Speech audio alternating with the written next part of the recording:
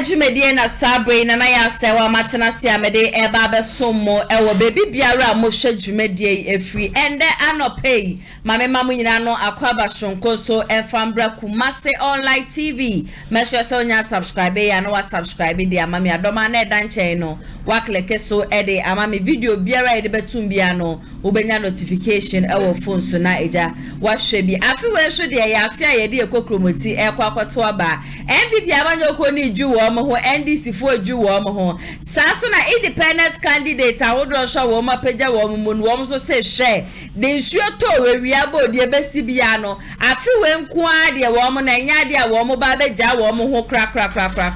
wo mo ba be bo wo mo ho mo de se de be ya MPP amanyoko ni NDC amanyoko ni nyina no ye betu wo mo efri ade so independent candidate no ba kwa atesa media so far no asa mi gidie wonu mu sa MPP ni NDC na no ya bre wo mo ye mpame wo mu nyina fefi onum ni ye so se bi eja kwani bedi akọ ewo ho no masai bedi akọ cheda saso ena Alan Kojochi manten ono show ewo ho no titu you ni de mienu bi a wo sha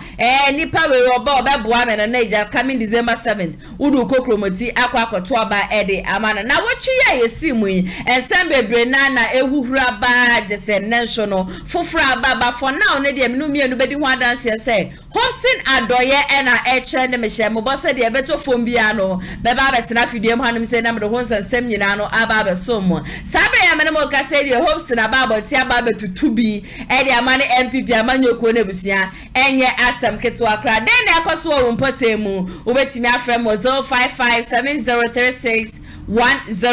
say ya kwehia say ye nsuo say ye dumsho NSM niema wo bi ato asase wo bi gi free wunsem ana say dia wesi wudan obi owo position eye DC MC wo jinchi monsa gi free wunsem sro fa ne bedan yen e wa tija dwumedie so ne entutu bi fa ma no besam mu akwanya no so na betena fidie mu hanum se ya ya de asa akwanya ne bede be ma de ohunya no so obefrem 0557036 now ne me nana ya sewa atwetwe enkomo woni jijumedie so ho na abeso obeso ya se a eno se 0550623377 ana 0557036109 product bi a woton company bi a we bi abese ebo hu de road ma no trust me say ebe ye e de ama kama just response ne feedback a wo benya na busua ebe kire nkro nti wade na woton na amanfo ntono we de febra na me bo hu de road na wocho ba ko na wocho mienu pempo efema no wankasa na wochimu no wansha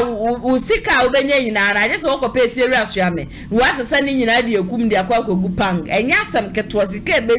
ba no trust me na frey e was 0550623377 na one ye enchocho nkomo Kumasi online media school so ena sabe wo masoma sia me de atija dwumedie no e ba be so mo e wo baby biara mo hwe ye efri ena me guest so eye koko president wo ba be come inside e wo hanum say ATP baby biara wo bia no me we shine speediest recovery ja MPP for ye de ashabo mu po mu mpo asa me kwa ba ye ya mo pese mo twi ya so ne so ye ni me si ya ese dan ya ese butantim no mu pia ye nkra na be dia ye gina no e ho no ma ene ye gina loyal fans nyankopon sho mu na ye papa mo so abre ni abre bia ya na mo agi ya mo say ye MPP for ne ye NDC for enra comment bia me ho so na ya ase wa ye NDC ni na me say me na ya ase wa de me ye de ko ye NDC ni kaneno na ye ka NDC a na enya respect mbozo beka so ye NDC ni na uka MPP sa ye MPP ni a obi obehia bia the respect ne ma na nso and the MPP o NDC o wo mi na no scale ba ko na no mi dida so nti me amezi hen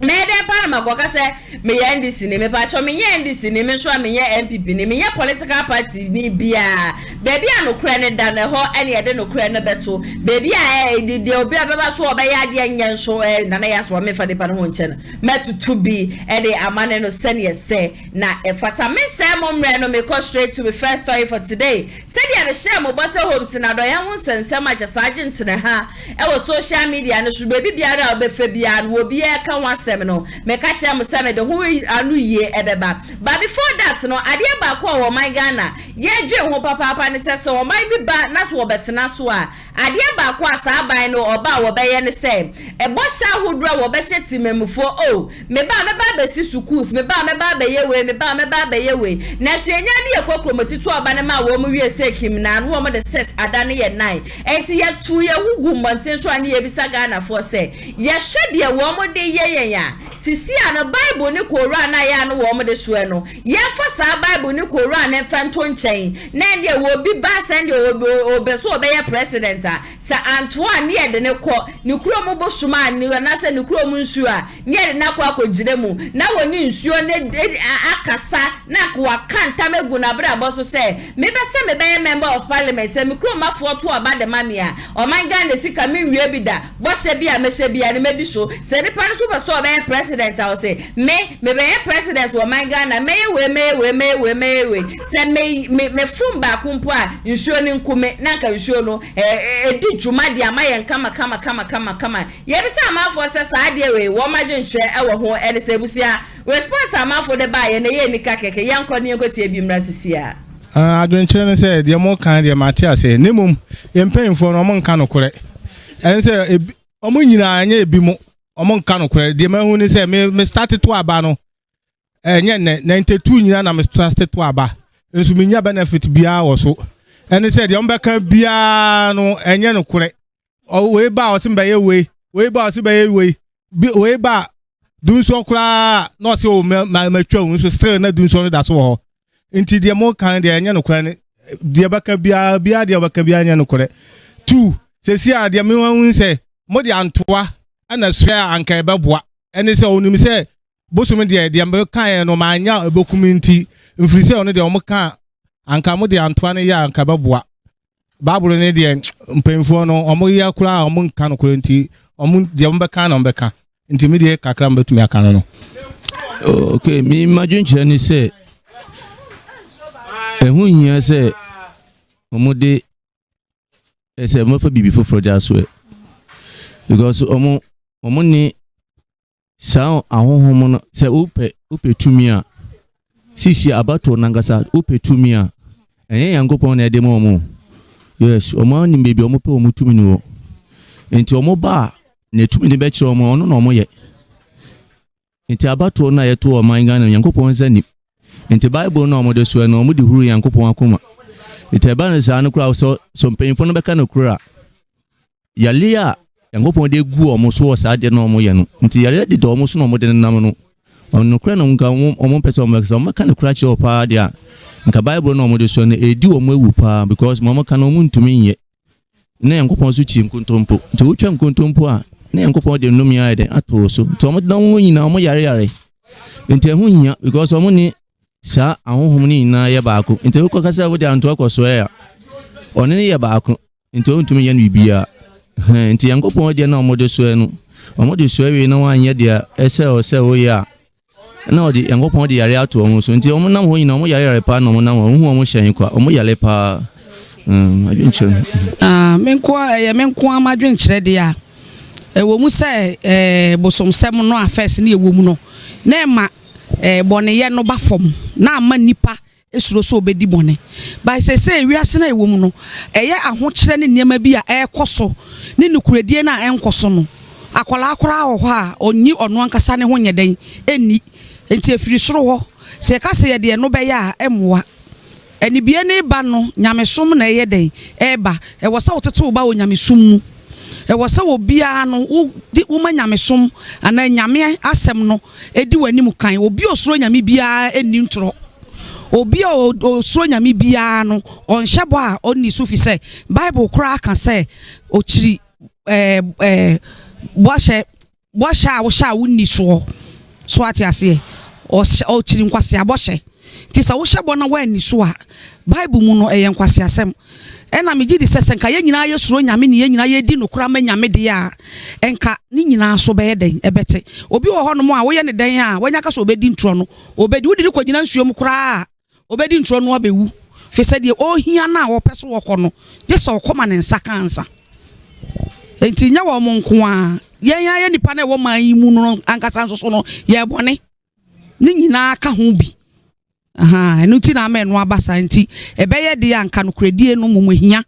enso se nyame de anu mumu no ehyemu kena na nke beye yi no kwasem asemu de me ananse na medwendwene ho sa de wabisa na ebise me hu ni se emprepi no obi a woni gidie wohwe yenu muslimi fo mo gidie ho na kristo fo na kristian so gidie ho ba ni na mu so ko aman ahodo a mo nsom muslim ana so mo nye christians a bu na mo ne ma bibiri koso yenso a dodo na ye kristo fo dodo na so ye muslim fo no ene ma ne bibiri etikwa akiri ni na because of gidie ni we mpanifo ma na say corruption ni ma kitikiti bi a ekoso o man ni man kofo nye hu ni say sa ne ma ni nti bi de my dream na me dwene ho asenti what to be the next option penifo say we are the corner for so many years na we nya results also sound sa nti me de say the material ICC America say the me Kristo ni nanso ye de Kristo som no akatakata ne ma bibiri so ma edi nya asoman nti enne nipa bokwa so da bia ni mu ayema enso sankofo na ni pia bonten a yibebu ye nuanom edu kwasi ada sankofo na ye MP sankofo na ye ministers Muslims both Muslim Christians and other yini na timi de me hu ni se so man ne be nyina be gya tuni e be sesan yensa ekwen be fa so e be ye sa de na e betimi ama nipa bia nya suro anase hu bia ba ni ma ye nyina na man sika sam ni ade be hwe ni ye ntimi nya sa dem be na ka me fo aso ba me nim se nyina adwen no ye sa san be be kwa ko wie se ko wie se yemfa method foforo manipa mfaso no mfin so ya mefo aso because ya ne dada na amwaye ene nipa ofra so dem bakọ no bedi boni a bibia anwoso no okoso mfiri nyame ba no bedi boni a bibia anwoso no de yebie ni wono ma esuro bia wu sa de ne koso nye ayinkwa ministers nkwa oma muti dwom oma muti ba bia boni ne yedi kitinkitinkitinkiti enu so na edi oman ni nya ade no obi guo no otwen a se bo no yebese $1 ekoso no asati tutum sa ne mani nyina ne market nkete edi oman ni nya aya affect timamufo emini penifo nso dia omo ya eka timamufo timi de ma adwemu de messages na mafo so nse sesema ebeboa ye ebeboa ma mu ni nyina se de be betimi akonkan kebeboa mu kebeboa se so ebodua nke ye ezaze so mbodua the Bible no okakura stila ya no be ba mava so bodua ton ko besuru ene kebeboa kaboso no kebeboa oh hode minum ya adwen say da vetini ye de kura ne Bible no to a ne ya fa ye nananum de na yen yesuru no se Antonia ma fra Antonia ma bodua sisi ya nipa ko ne ho be popo se meyeren me dane no ba me bonya me di a oh just ene nya hwe no oko enti se samu di a yemfa ye nananum de na se bio nipa bodua ne ho popo Antonia ma ne abosoma hodo e wo Ghana ha no yen na yemfa nsoe se de soe wie na se nipa no fumu a na abosom de wo mutumi na so fo nseka ne agya ne nyina ntwitwa no nku nipa no akonwa no so le ku ni wie a ku won na busuafo nyina ren aka ho ne yanya hoto ye bredo nda obe ofo aso sen ke yemfa mala pa yemfa mala ye nyina me kwa asore pa na so wonim de ye bo asore nyam ko de asa ye nsuro hwe enti yemfa eno no mra yemfa nku mu nyina mfiri nkonwa no so na tete ye nya hoto na nam senti atro na dos woman ene ya ye di ache so nyina atro na eden edi omochi ka oku anka nku mu nyina kura sanka ho safo na sana ka hwe de tie ne se de wo ye kan ye wo bia ne su empanyifu obi wo ho a wo ba ode na adwen ne nam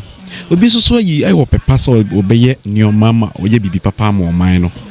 na se ogidi ni pa se mbeka se ebi emfa snap ni kusua de menyi ni se me akra no makoma mu asem papa na meka mitibu akra bebu me fo se meka se ne anwomanyofo ana se yempanyifo yenti yenkofa snap ni kusua nye me the Bible na emum ade bia wo ye bia da wanim enne obefi se bia obu man ni kwase ana wo ye bibie tia ma dia pe no ane ho better than anim enti sa na me the Bible na misusu se yem fenko so afanye na de obi aye bia da nanim me ma dwen kire se ye kase ye afri saa yimu dua emwa de ntia me kase emwa ne se nyame na ye som no na temu ni bibia ehu na Ghana ya fɛn sɛ nyamesom man na nso ukoma nyamesom man na nkɛte nyamesom ase a kenya ne se befa twerɛ sɛ mesai na nso ne di atoro no eni nyankopɔn atemu no ɔde bra nipa so no ehu hyɛ ɔbosom atemu sorry ase enti obi biara obedi ɔman ne so emu ayifo mede wɔn mfa nya adwuma no boko bible aka ho asɛm enoma ya ebo muso ne yize so oni bible mu dia enoma ahodo na ebo muso ɛya asotwe kɛse pa enti sɛmfa sɛ yɛka sɛ yɛ dane dia enye sɛ nyamesomfo dia enye meme gidini me da kwa hwani sorry ase ne nyankopɔn so yɛn som no na kɔfa nyamfoforo nso sorry ase enti me yi mu dia mintim ka Ghana enane nko bosomsom ho sorry ase me nim die mu dia me sɛ nyankopɔn atemu na no ɔden na so twen den but nipa nim sorry ase nipa afi ho to no sɛ yɛsum nyankopɔn ɔden so yɛsum nyankopɔn yɛkia no fa sorry ase kieti nyamesom ase dia yɛka sɛ white nke bɛka ka sɛ white nke bɛka white omonti ase enti no me no masa no nyankopɔn aso twen no so kyɛ bon so twen tin kampanifo nimu a ka omfo nyankopɔn din ni agro kom di swai pɛ kom no kura bɛyɛ adwuma tin nyankopɔn asem yɛ white because tetefo na ayi no mkɔe na sorry ase Israelfo ne nyankopɔn nam no so ɔfon no okum wɔ mo sorry ase but Yesu ba no bɛyɛ mpatade no wɔde bibia yɛ dai akɔyɛ de atemuda nti atemu ne so de a ɛne de bibia fa so bɛgyina so twen panyi bi odi mo no da ko so a ya afa de bɛgyina so twen de mo ka no sɛ nyamesom na Bible di so ane de ma yenyi mfiri no ane yɛ de yɛmfa nsai na mu nyankopɔn so twen ehu kyɛbɔ nsoma so twen de mo ka no Pacho me dase. Ma dwentwere wo ho ne se ye David ni akofa abosoma na se nkonwa de eno de na nya kura if you say ye hwe baabi a abosom nkru na abosom no ne ade wo kura na ho ye hu mpuntu bi e wo ho ti abosom no ya ade a betimi aboa ya nko mu ho na kura nko ma asesa wo mu ho na ye problem no nya say Bible no ana Quran no problem no ye adwen sachira se nipa ye na adwen so sachira na adwen a emfa ho no de odi be kura no so mfa nso e ontimi sesa ti ye hwe European countries ni ade a Bible na no de esue Bible na no de constitution te na me say emla no ediketua ne dipanyina omumu omani ngusu ninti no na aboa ma omukru na ayesa okwa oman America mu a Bible na nom de ayom constitution enso omde Bible constitution ye adwuma ye nhwe ade baako ya hye emla o se obi kum obi a ye kokot ne ebuwa no kumfo a ye nkuni bi enso ye nhwe president ya be nyina judge fo no abuwa se ye nkuno enso be pem no mda hu damu a wo modidi use Ghana taxpayers money they spend wo mo ho ya hye wo ho anzo so no do de be ya adwuma no obi aba wontimi nsan te Bible no de ensemu bia beboa ya me ye bia wom ba yemfa nya adwuma ene ka wontina eno ma ntimi nsan te Bible no de problem bia ni ho Bible no de eno a na wo say ye de sue because nyankopon ono na wo boy yen ono na wo hwe ye so na ade baako ne se yampanimfo na omo ne ye di dwuma no ye hu ne se omo nya Kristofo so omo ya Kristofo a enka Bible na ye de so e wasanka omo suro because se wo suro nyame a den se wodi ade a enni kwan se wodidi wonua ebedi no because the Bible say the wo opese wo bi nyama wo no wonso so yama ne saa enti se mo suro nyame a mobɛyɛ nia aniema ɛbɛboa ɔman no ama ɔman no nsusu anya asondue bosom de eni kwanse yɛ de bosom ɛsoɛ because nyankopɔn ɔno na ɛbɔ wiase ɛwɔ se yɛ de ne onyam ma Awurade na yɛsuro Awurade nti ne America nyina ne sɛ wɔ sampanimfo no ɔmo suro Awurade na wɔmo hwɛ nia wɔmo yɛ no na ɛbɛboa ɔman no na wɔmo de aboa ɔman no amen pacho madwunkyerɛ ne sɛ nokore ɛyɛ baako pɛ nyame de ɔyɛ first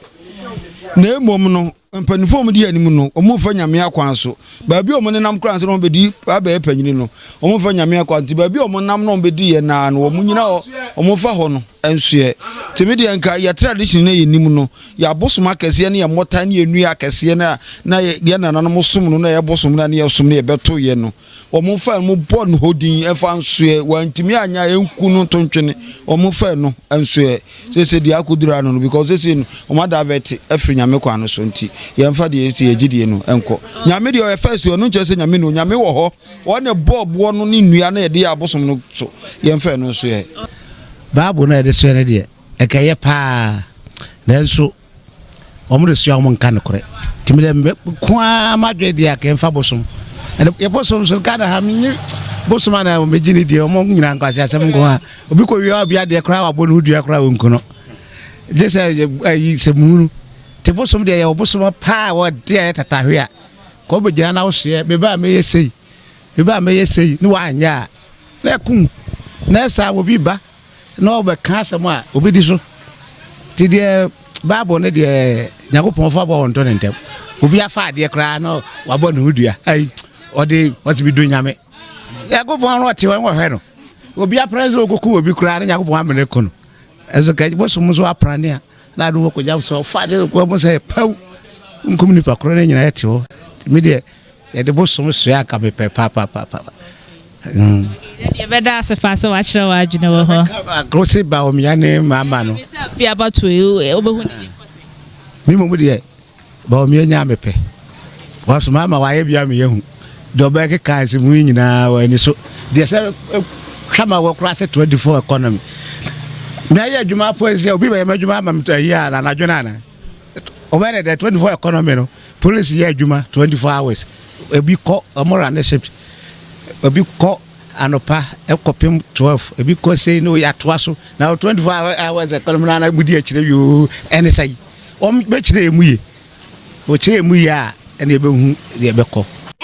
amafo apregu honom na nabusia yakwa akoti abanti wo hwedodo na de a wo mo ne ye ya adwen papa se ye benya akakwabra ne bi fanse no oba benya tumi ana se fanse no obeba so oba bedi Ghana so no ni kuro mu nsuo ni kuro ma bosom ne na ko ne kantam ukantam ni wie na onya ba na afa Ghana wanga na chese ne paso ade beche no ne wefu adoa ka wenyina ne yade a ebetumi abo o my Ghana ye papa pe sanse bosha hodro a wo mo hyeye no sisi ane wo mo be hyeye bo no kra na ebusa mo fanche ba ya na ise nkwase asembo ya shum ye na bosha be na ye nteye mahama ebe ba bosha be na mahama fan hyeye na do be ba bosha be na wan fan hyeye ndi akwa wie ye nsan na so yenka no kra pa anka nkrofu ba be di sui na ke ye ma wo mo we ya gasa be be ye woni anka wo my Ghana nka sabre be bia ye duru nie God ni adia MPP amanyokuo wo ma chechire ejapade de o na mo de amese me twen de ya media budget na beba na media budget no honum ne ye be kire mo se o my Ghana sika na mudi no ye so ya no ye se ye wo bibia ye friend freedom of speech ye betina fidie ma no se ya to bi dia ma no style bi multi amafu mobile money tax no mombra na mo meka nchire Ghana for say tax amunya ye nyira ye 5% enu ntira sera na do dan ko egufu ado ode ho aprepre de yi ne kaze na firi honom de ne ye mamudue sanse plan bi amu amafa biane ya yehu dada de amu amafa biane yehu dada je say ya asafu ne ya to aba no ya relax ba wafa ni tene say na do dan ko egufu ado no wo honom say MPP be win o say MPP be ko opposition no emfa no ho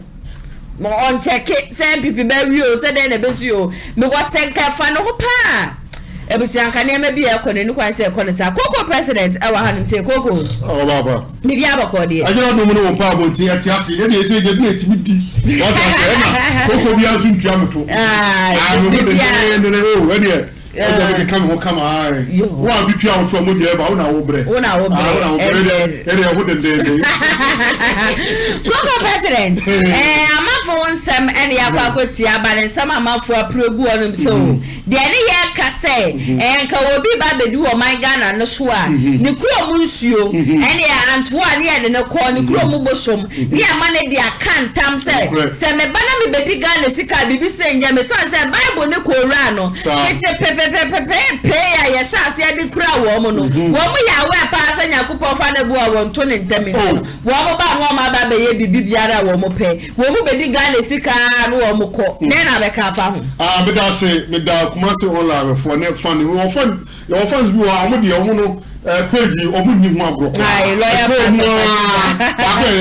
loyal fans e no comment ti am ta ko hwe bi mi say ya omo comment ti say omo very vibrant but the can say ya so mo man nya omo nko a unu ebe o Japan o Tokyo o China or Dubai, don't want to send Libya command or America or New York or Haifa or London, no one send Libya command no way, and or Germany or France, no one send Libya command no why they actually. It's the pa send more Jim never piano pa and you made no share Kumasi online, you don't pa you say Moba Ghana or some bad area, yes, so young pa everybody say Maba area. It's really about America,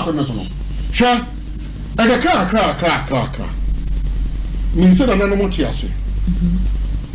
abibi man ti ase abibi man be hu no kura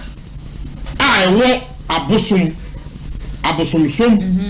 ene nyamsom no yina yebehu yina se tira yina ti ebehu fo se nkofo ro bi aka won nkofo mo kasa ya obi nyina do ase eke beta se ya di abosom ebe suye ukọ akonodi na akọbọtwa anase asuo nyama anase asuo wabe na ukọ nwa akọsuye mi MP a bi bedi wo me pesu aso yi se mi di mi disika anase mi fesika bi anya me dia asuo wabe onyame anase chechimo etano onyame da ho eno so onyame anabọtwa onyame so atase nanye waka na bi atraman bosom wote ho oro onyame na waka nanka ya hwe because of before any be try efu no enu na ye dia ye na bosom na wo bosom wo ye ya na na ekum na ayasem na ho na me ko kodi ya me fa bisa mo yeso wo ko yeso wo di a wo free mu ani na me so kodi na dia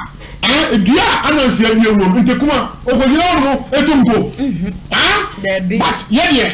ese no sikadie no eyade a eya akono ni pere di sika kura na ese ke di pa tum ni ye je no ni ya hoda we se na ke we bi Bible na mi se wo yomi na mi se wo yomi die ko dem kura wie senior wo mu si fa ye dede ko na no eyi wo yomi nko unu se ama na kasa mu pono na minim se ka epipi abanyo ko na NDC no mu suro senior na do da ko kufa do ni epipi wo mu ye dede no wo mu suro se bia NDC ama epipi abanyo ko ne ba bia wo mu o discount na ye be chi wo megu me se wo yomi sendi ye dem se ka epipi aye ta wo yomi ye be chi wo mu ana se ya kwase do ye kwase duma ene bi etire ye na mo de ba ne mporu wo be rewie Ghana for crossing ya why yomi ni ani se be ko ba ye no se brother pa every day mo yes ka kete hallelujah wo be dey require children wo be dey require something million na yes ya require wo be dey no ti wo be dey wa fiscal enso bi so dis kanu da bi se wo tutu enso bi so wo dis kanu da bi e bi put the semi e wo sa se no create ye e no mu tu ye e no mo share na wo me je ni na wo me say so wo ni na be mistake wo ponko fodi e ma sika na wo di ye no mo opposition ko e bi di wei mo opposition wa se ko bu jimi wo bo mu ni na di I foolish case. What is Zamada Asana Bayan? Cano correct. What is NBC? Dia break a caricature. Go over there. When we are going to and I what kind of first Kuban. No, dear, or Chamana. No, I can't the hall. No, the Dadiatus. No, the dollar said when you're Kubu. What can't you say, oh, dear? First Bosume su bia bank na saate me na ne woni kapra kra wo banka de tumi tia na be negative so wo we ginie do the first bank ho now this kind of go back to her na ka say e you say me nka you wish to be say wo dem e say acho e police carry you wan so wo dia so wo no sikara gu dem e say acho e say acho as of now sister abada pa e na ho I say, young folks got a crown sound from another. I say, when you call a prosecutor, or cry your bread, and then some of a quiet, or what else I'm about. So, sister about a power who couldn't be here. I am so no, Sika, if you are them one. All kind of it comes 6 hours on the case. The sky, you just say something. I said you do I said you all so was your arrow, a quiet man, if you are some about who you do. You are not about so. Or one another. I said,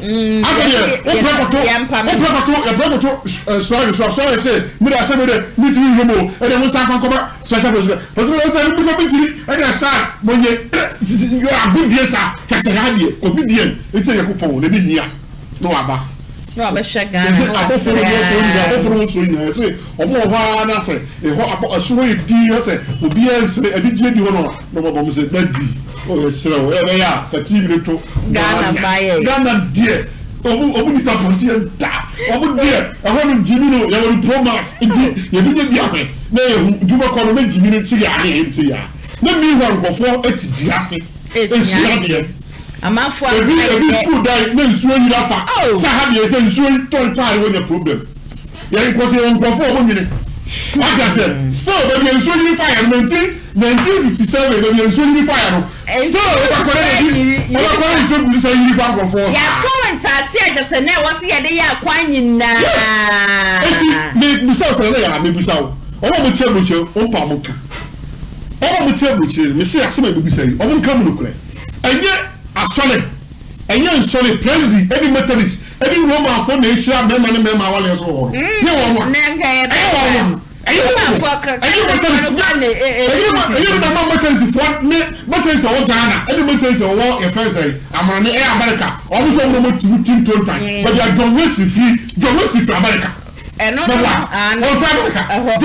America. Omo to team tonta omo say omo to kwanta amapa omo de sa Methodist de America omo form na form Praise is sa praise form so omo America start to shira men ma and oba ne kraman be ma ne ponko be ma ne ntwie a omo wale omo nyina omo shira so be boa e say kwa se channel for kwale toy bia ba utimi kra e say dey say oba yi no utimi wale bi ekoto fi na da you know mo eti wa mo na exercise de man kana enya sorry eti sa asori ankasa no you say omo edi omo hwe mu America ho no eno no mpeso mo de ba na half for no start no mo yes ade Ghana de ebe ye eju eti no ni na no say impo say ya dia be so mi aboso mu na boso da be what say chira man say afedie na na ya me wore be ma bi aya ba ba na be chira man ka bi a chora okay bi da ba be so wa be aka cho say efiri de kuri men ne ye foni say yonko be ma bio no ba na da be so wa be aka sa se bi a chora da be na botro waka da be na tronya ma aka sa se bi a chora da be na ye fesa kuro bi aka cho say o se bi wo ya be ma ko fa wo ko be ma waka say eti ni na che say you know na mo so no e say ni nyina enche ni be ba ho ni say no ye na no o ma tre sa de da say ye yonko na ye ni aboa enda ye ni say you toy enda ana ye ni yonko be ma enda ye na mo che eti ni de bi ka ko na kakra no aso no say wo se waji aso no tuntun he first no wo de mo ewa fidie on pom be kamu kra first pa no say akomuso obi so a on na se ebia okomwa na wo fi oni de wo che bibi wo de ba na so oni a are conformity bi se conformity so wan bi se we school ni ti no so wonye no ye ka school ni a wo ti ase school ni enye obi okọ asore school ni to kanena mkasa na se so na di school he dey e ba ye eti so no mo school ni ba ye ntino mo de akonform ya tro mo say ye form a school for because na so dey e school ai dey aba eti form school ni eti sabe no mo yes a community sa na mani nyina no na omo ehwe so mitimi ya yini pa adwen afiri akomu ne efe se bia be fa se e no mo so na o ma den afa asoro mu be den e be for take place so what say eti sabe no say e ko so nyina no ni nyina no se say ke ya dia ye de se bia no mo so e na e swai e na ye bibia ebe dey say ofu da wa ma akofa dey fa ofu pa be nya asa if you say ye so da be take place na no nsuo no kusu e aduma e kam sika kron ka bi boko e kiye mfa sika e na wotie nsam a e fa wankra ilan port no mo ye no nsam e fa ho e time me say obi say be judgment debt e wo wankra ho se si a me bari tie simple because ke ya dey ma obi maybe she was transfer so sako jack na fi nipa nsam e na kombo nipa afro nipa no so man ka bi anche mo wetia it is compensation ba so compensation nipa e na ko say nipa ne ka wa bonyina no mu tue sika de ma no Ghana sike ya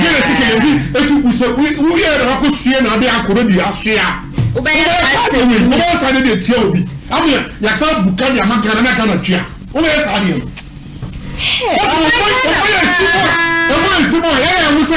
ya tsa ya so so ada we na ya bere uti me ba je se me ma je se mada eti nyana mi a wo be bere papa me boa e se me tie na me se mada na do eti nyana ni na me nsori ya me ma se da ene mada ene me nyana mi me pa ko so mi ama se da ma ye do ti se wa ma ya se da ni mada ene ni ye husa ene ni ye husa ene ye bi se ye do ma ni ye bi se do ma ni ye da ye mo ba ni ye da ye ni suba wo bi ho won ti ase en ko for pressure baba Ghana ha no ke suba ya wo mu ase mo ya ke suba a e di wo se kwa en pelifo e ba no mo be she ba wo mu ndi so ba na wo ma be ye de wo mu pa bia se nana do tumi ka se mo pa ma mo nto aba fa ma ma se mo nto aba obi a wo be sire ye se ya ma to aba fa ma wo ye hye se ma nana do dan kwakufo no that time obe kan ya die nim so nana do de a wiase bi nyina hai obofo konkro nyankopon watu na fira himemu ene na be maye ni enim se nyankopon gwana no oboye kokwana yen na ya so de na yentie ye mi hu ko ba pa na mi hu obi a wo ye yi pa so be president na na yas wo mi de betu me hofo e si de biaranda me say ye John fosu nka ye to afro ye John afi de yes ya ko fa na ye de ye John afi last John okura wo ba ye o be wie Ghana for ye si John we de wo be say ye tell ye jumping free John ye ko pie na so kwa de Ghana for ye segu ye tipo ye timisio body pain ya ye mo body pain ya tu mo wote da enra ko to plan sa ko so bi en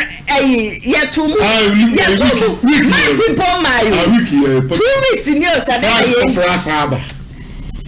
hey ready nyankopo o ma na se ya na se adoma for say okay yes so ye the price for ba say say na no ko to no ko to no o ye no o de ahia le ko to o no to what to mo mezi no and spare parts kra ne bu nda fam spare parts yes I'm say I'm reaching for I can self fidie omo pa mo nka wo yi wo nyema nyina wo habo na wie a wo ba yes say friend ko for go no boss wo mo be no mo be car be car custom funding ko for be car one we say ye na short security for no mo car no be car me yi wo nyema nyina go into ya say wo nyema no do ti na wo ye no wo wie na ma wie be ko be for so be free yo mo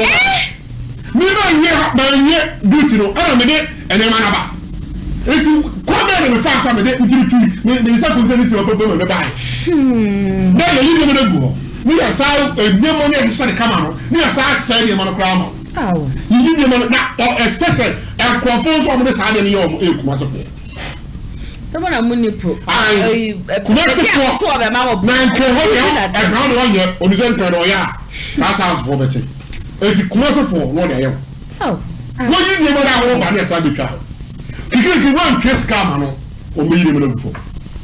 na wo to man na wo ka pa ni dia na be say wo yire ni ya bot me fit adu wabɔ nfuduku ɛna ɛsɛ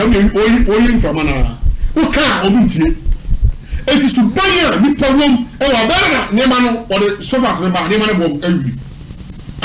wɔde nneɛma no ba ɔba yasa betwa bɛdi sika. afi 7 December 2024 abatoɔ ne deɛ yɛbɛsrɛ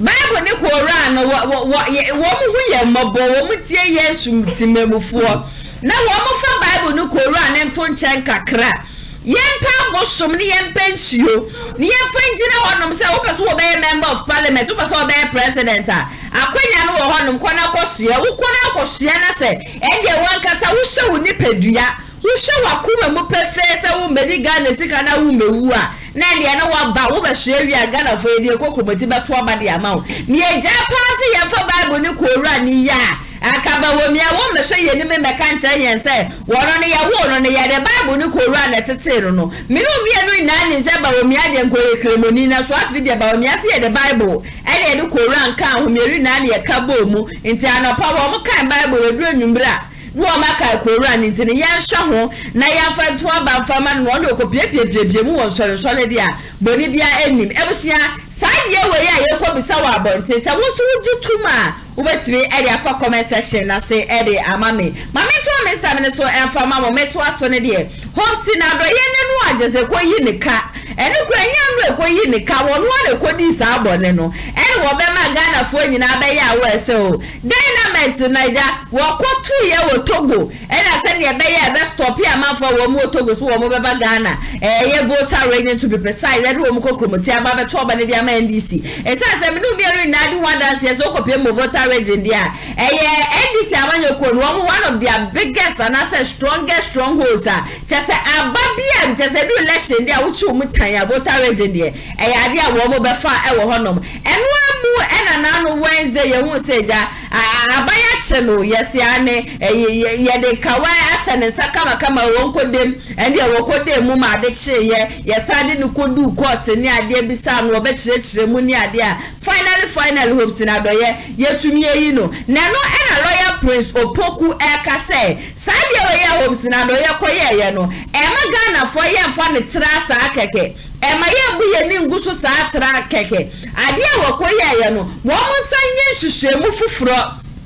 na nipa da sani bia wo ye involve bia no ye nche ne mfa nka ho na no ada so hopes na do ye just wo bedu fie 3 days today rather wo bedu fie na jubilation bia course wo no ne yiri ntem no was a share MPP amanyoko na wo ma dwen ye wo mo so wo mo so wo mu gu ye ni mase na hwenya dia MPP amanyoko ni tumi gu ye ni mase na bom no movement for change party no na MPP amanyoko no wo ma nipa bebre na ewuwe kra no ya dia aboa wo mo ye papa kami December 7th edipa wo duru wo mo kokromoti beto abade ama wo mo kra no enya asem keto akra kame ho ne yanko ne yegotie we na so emra sisia to the extent say there can be a plot and I say a scheme to put a group of people to scare such that at the end of the day no the intention is to have some sort of privilege or advantage and no the election I say ubebo wadwumo pobi sa oni nipa bi ba ya pam sa na moaye moadwen se mo bedi bonu bi sa na pese o kire sa na because we share the kind there I mean that is exactly what it is say he was part of an orchestration or he was part of a scheme and the work of the scheme I might say the work of that group was to do that dynamite blast such that in some parts of voter region it will scare voters in that region and at the end of the day to favor the MPP. I mean that is the news that we have. And also you say voter region there I want NDC a stronghold our election be an him say even for anything at all you say be a group you bit my rely on more now you push ahead in other parts of the nation. And he said we nipa bi say now o join party bi now carry out this kind of plotter. Now say what you are doing is so fatal to the election you're organizing and to our system of government. And maybe when you say our commenter Honorable Adoye Diabai, I will say you delve deeper into it. Because once a scheme, no, there's a new papa and they involved. There were other people who assisted him. And I shall comment and I'll say, even or casting the vote to be or Temano, he drove all the way to Volta region to see the impact. And I'm personal pay what we are told, you realize that the voter turnout was low. And I said they were able to achieve the targets and I say the purpose for that dynamite blast. And when you matter, when say was say you delve deeper. Now all the people, the cronies, the political mafias associated with this in the MPP, you must bring them to look. Now you say at the end of the day, when it comes to national election, it should be a national interest, not only for one party, but for the entire country. Because it is through the election in the offices are running the affairs of Ghana at all levels, at the parliamentary level, at the presidential, and subsequently there will be appointments and be affected other people. And that is where we are now and what we need to do. And in a report and say court money bill earlier in the day no omo atimi execute bill no amano MC assistance there watimi every custody 20,000 yeah no panokra and I think say looking at the nature of we share the offense no so publication of false news. The question is this news false? Okay, these are ABA matters are legal or court. In the end of the day, we'll get to know the substance of it, and I say be at the conclusion because we share where it is coming from. Obstinate a former, make us a significant member of the MPP. We will be in the mood in MPP before so we join the Honorable Lanchamachen. Our movement for change. We know him from Ponka Tamanso, 2020 MPP, not a parliamentary candidate. We know him in major positions in the MPP. And if such a person is coming with this news, also who say, but rather the party in general, in Jamaica say, you get to know. Or no, as any individual. So, no, we should the winner canal. Or see, he was part of an orchestration or plot, and it means there were other people involved. Say obviously so certainly the party in general, but yeah, some other people, yeah, sure. But once are here within the party, once are here within the party there, I mean, we take it as so. Where you matter was saying you corner, you delve into it because you find it transfer, and I will share the item you can watch them now. That blast, dynamite blast, also the impact, also even aside the mono MVCG to get an advantage in an election, so action alone even comes with health consequences. When you're blasted here. Oh, sir, the all kind of say it was done because so or to a banny or call if I say if you tell my echo voter to check, and at the end of the day, who say the turnout was low, so meaning say it was carried out. And now, so once you never say maybe some consequences no so. Oh, it's an issue about health. National security and never be and see I won't say any because say 2016 and the BBC say your election be winning this year December, your election winning and election will continue to be held in every 4 years. And the kind of future elections are your person obviously not this kind of act. Oh, and when so as I painted picture say, they mean say this was one of the mechanisms that perhaps he and some people use within the MPP to get an advantage, which obviously inured to their benefit of winning the election. Say, So what it means is perhaps there are other schemes, other sorts of machinations that were deployed, all in an attempt to get an advantage in that election. And now we say free publication for Movement for Change. Free, the whole word, the whole word. You see, before no.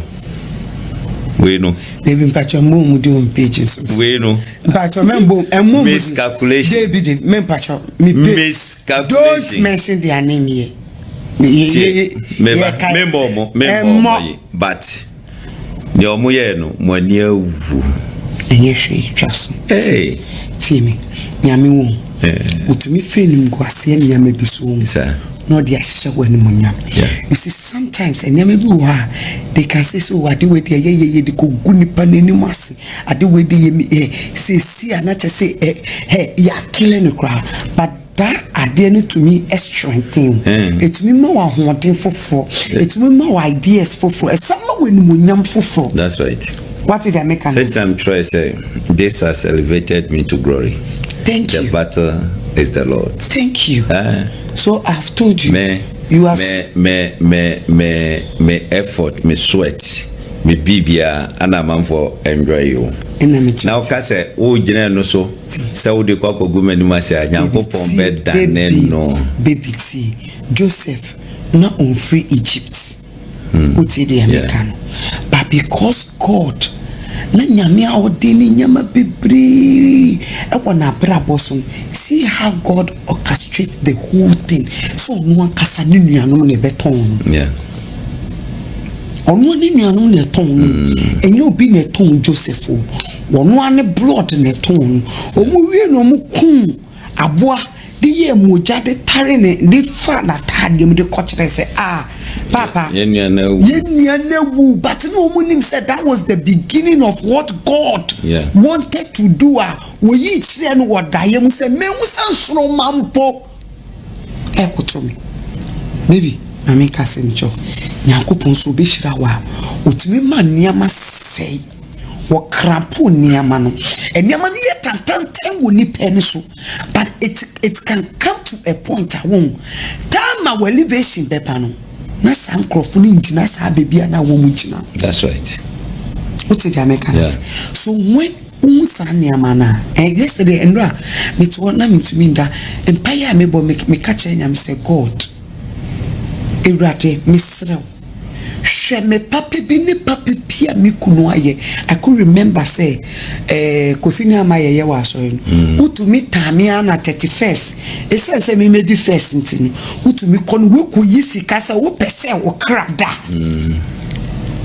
It the first. Nampalampaso who konoa ma Thursday for it the first. To me decide and I'm the catch them yam say yami. And nay Thursday a yemi kune crada. Kaisa Adiana woye na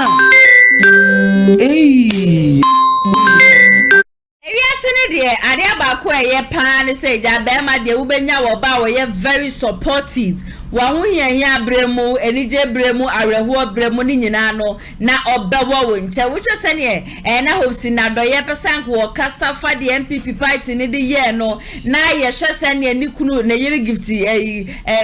gifty adoyos, you there be men can't call honum cry, Mr. Men can't call honum cry. Na ye shall fan to what just or this set example say, Bibi Biara betu bia wa brabomu biano, a bibia ye intino strena, a mano enkan kohon kogo yenwe mo de to hopes in adoye. Okay, do you think say MPP party na shitini fairly? Okay, answer member wasem no so in kure ni nipa bi wo ho mo a ade bi wo ho na say efa account. Yeah, efiti mra usadoye e ware gifti adoye empress o wale no na tina ye me hu some connection bi e wo mo wale no ade no say efe no wan kan unsu wunya bi. Yes, what I say obi e wo age bi na wa ma wani anso age na wo no ka unse unsu nuru wo. Yeah, what I say enti maybe koko parents na nkasa de ni kwenya mienu mani de wi a wona na yere no en ye no. okay, won enipa na me hu se o mu sua saade no no mu tiwe so mu ya yensi no mu di agro no ayi no eye fra makafu ne ku medical ana eze fofi anto ata akatia tiesi so no so no mi jono enti eni ku ye menu sede omo sifa evai no mu de omo sifa eye omo niema no eni ku eye fe na me pa wasem no so no ewiase mu nyina papepe sure enye wa be say o be ya dia ma obi ana be ya dia ma ekuo bi ye wa asori kuo bi ho a onko a ututu mu si wo na wa ye niema ni nyina ma wo mu uni wo kwa no mo bre what I say okay for example me the team bi say Barcelona e be example team wa football team e fe Barcelona team no emra na Messi wo ho no chasa edu so mbobo na point board na ngasa utu say bibi ejina Messi so ekoba o say Messi efiri ho eko ye fe say PG oko ya e na team no promise nyina start say eba edu esi Barcelona ni sika because enipa na odunti sponsors ne do musika ba be wura team nipa no maja na de ko PG ji obi a episode yi ni sponsor na ne niema efiri o mo ho after to pay board no ti say ombobo no mo like sa nipa no because ke ade a wo ho no mo a omo je cap jinkruwa je ye fe say UEFA cap igigi cap bebre ba ofiri wo pe na de no mu say ensaya ye aba eti wo say no ye me catch say ma on my way like emu na bam okay enka say I me boa MPP na edu ba bi no o ma yibu ni enipa de saa ekuo bia saa what I say e wa asori kuom e wo nipa kuo bia mu say nipa no wo ya ade na tamra wo ya ade no nkofo ye den hwe ade ya wo kai so so koto dynamic no one dynamite me de mi say dynamic you say dynamite oh every time I say no kre Inye se betumi abaseye no kro eye no kra so what you say we say you need evidence bia da ho te say ade no o ko ni ono no koye ne se wakoye no so koye na amanko fo ko agu dane ya like emu to omo so dane ya o mama meto aba e wo no mebo a what the influence one power ye say they watch it say some trouble you yeah be trouble ye be ho do wa ko inside the bi ana say wa ankoye so a ye be hu kind of vote o me den o me nya ho Ane ba ko ne say ba the voter rage na me no mienu na be di ho adanse say voter de e ho nya MP before dabre I said ye kasa Ashanti region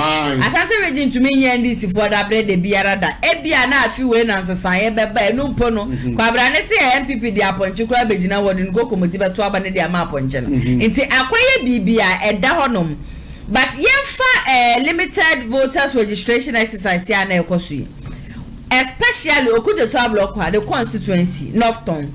na ye hwe sene news ba bonten wo mo sesa on say ye ni Togo na woboda nti wo mo sa mafu free Togo no obi wo hanu ma ne mpuma echi no wo Togo ena ne dan nani mangasa no efie ba ko atwa sei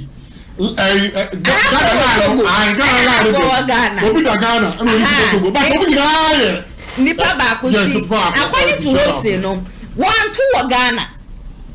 Togo ho ene no kra no one nkrofo e wo ho no mo no ene ye said ye be ya wo mu free one member to session limited voters registration kra enya batu mpo no eno kra nipa je se ye ku wo mo ya bu wo mo limited voters registration exercise nko ahon enya asem keto a enti wo no wopsi no hu ne say oye wie ye na na rodan ko egufo ado no oya we obora na rodan ko egufo ado na mane 2016 asem we see ye 17 18 19 20 plus 4 8 years ni neba post adoye post be no kran sa na ye free Tata no edma airport no edma airport before Allah better ho ma waka no na or no post be mu no ni post bia e wa people party o mu ni free post eno na opsin dia no hu airport onom na no ye adwuma no ena che mafia siasa ti bedi etuo ono opsin adoye na adwuma na ekura no ye chi free ni nsem wati asante bedi etuo kuro ya wonje ye no ena ode ma na yira ratani enti no na ka ho ene wo mu koyi bawomia no hopes ne se me hwe bawomia we ya won se fata so be president enti no ala ne nya te ne ho na no ko ala no ho ene o ala me de edu abato na meto aba ne de ama but edu presidential hopes say no constituency wo gina as member of parliament but am farmer no we kura no parliament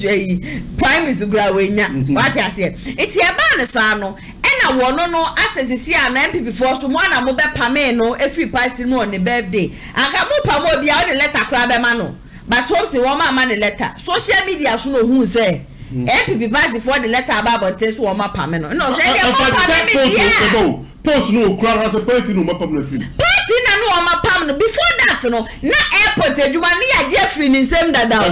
ni ya Jeffrey asante be di otu a Jeffrey nto no ono no as wo kasa de ma MPP what I say but during that time ne there na wo ye adwuma 2016 MPP be win election no na wo ye adwuma wo airport national security no di muntintima national security so ya sa pa me ni free honom ni nyina na ya asante be di otu oni a che mafia si ya it robse no hu sa semwe no na we di kaya ka wo boiling point so ba wo kan no guso wa MPP party ni mu ya nya ne hwe iti nanu ade ya se wo mo hyase so wo mo toto aya piafi na MPP abanyo ko wo mo accuse hopes na doye ne se hopes na doye ye pam wo free airport inti no ena wa hyase a wo kasa di gu ba wo mi ani mase ena no hopes se me hono mo ma mpa me mi free hono mo ba ya sati be di etuo no na ji medjuma free mi sem de ma na yira la kani Bonte kwa be ka say wo wunni ma wo MPP party ni mo obeba be ka nsem bia nya no crafon hopes no odi ni kura mu hwe be bodua enti kasa rekopie mu Akra FM e do be ka say ono sacrifices a waye dia ma MPP ena wo sa boss make so na sa asemi o si na ma dan ko egufu ado kura na mu no hopes na do ye kwodi sansem hunu ni wie ye no fe no se na say na makwa akoye o se de be ya e ma na nafo aso na fidi a wo koka ya de oto wo Ghana e na mbatumi aka say wato wo Ghana na de a wo koto wo bi memu se obi memu fo no so na asoma mo say mo nkwashi no no hosi ne de mo wo sa akwanya no it was say de ade ne se ne akoyi na de politics ana ala so no mu hiya no yesa ya politics me no bi e no be di one dance say de akoyi na no ya politics oh the American say I was said you were say so be ku tro mo oja say do e ke jano na won fa no anchekwa en anchekwa ya so media en kempo san ko anka ho asema en ka we nyina anka ma na say be kwa woni so wakan e meka ne say so I don't so tio won ni say wakan de no da bibia nsi eti wasaka o bi se bibia nu a be de isi ba woni so won be so sa ade arrest who is MPP am de kata ne ma so ale kata ne so what would the akwaso was senate it's a senate in Zambia me say any miss wo mo de kata ne ma so eti sa na ya ma de nkwa senate no they think they are fast, they think they are smart, but before they think we have thought about it.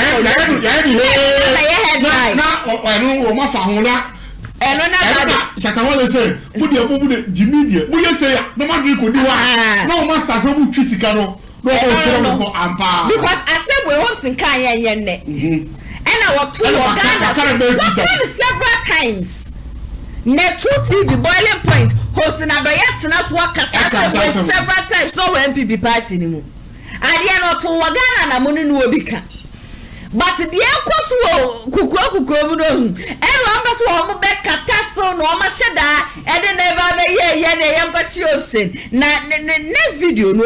Coco, my uncle next video, I say, ye no, and Yamiado, there be quite a new interview because our radio gold, I know your video no radio. Never see a video no acquire radio gold no. Watching semu ekwaya ya fa so che no ye che no de ma wono no hose no ebe hu se efiri soro ho ene nsem bi asa police wo se de ane ya asa police for na ma wo mo ho kwan e